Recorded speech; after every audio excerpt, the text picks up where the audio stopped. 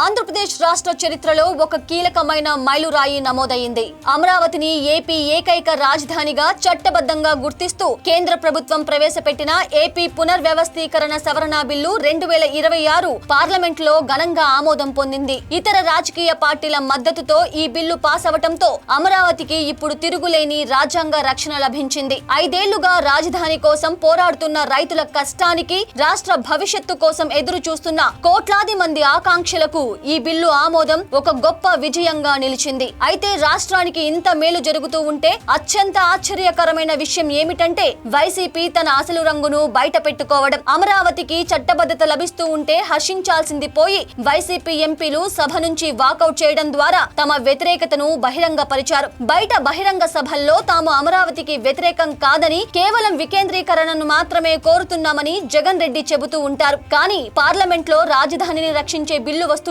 దాన్ని అడ్డుకోవటానికి ప్రయత్నించడం ద్వారా వైసీపీకి అమరావతిపై ఉన్నది సవతి ప్రేమ మాత్రమేనని మరోసారి రుజువైంది. ఇటీవల సజ్జల రామకృష్ణారెడ్డి జగన్ అమరావతికి వ్యతిరేకం కాదు అని ప్రజలను నమ్మించే ప్రయత్నం చేశారు. కానీ పార్లమెంటులో ఆ పార్టీ ఎంపీలు తీసుకున్న నిర్ణయం సజ్జల మాటలను పచ్చి అబద్ధాలని తేల్చేసింది. గతంలో అసెంబ్లీ సాక్షిగా అమరావతికి పూర్తి మద్దతు పలికిన జగన్మోహన్ రెడ్డి అధికారంలోకి వచ్చాక 3 రాజధానుల పేరుతో ఈ ప్రాజెక్టును పూర్తిగా నిర్వీర్యం చేశారు. ఇప్పుడు కేంద్రం చట్టబద్ధత కల్పిస్తూ ఉంటే తాము మళ్లీ అధికారంలోకి వస్తే దాన్ని రద్దు చేస్తామని జగన్ ప్రకటించడం ఆయన అహంకారానికి, అమరావతిపై ఉన్న వ్యక్తిగత కక్షకు నిదర్శనం. ఈ నేపథ్యంలో రాజధాని ప్రాంత ప్రజలు జగన్ కు ఎందుకు ఓటు వేయాలో ప్రశ్నించుకోవాల్సిన సమయం ఆసన్నమైంది. చంద్రబాబు హయాంలో నిర్మించిన భవనాలను బాగు చేయకుండా పాడుబెట్టి వేల కోట్ల ప్రజాధనాన్ని వృధా చేసిన వ్యక్తికి మళ్లీ అధికారం ఇవ్వాలా? భూములిచ్చిన రైతులను రోడ్లపైకి ఈడ్చి కన్నీళ్లు పెట్టించిన పార్టీని ఎలా నమ్మాలి? నేను వస్తే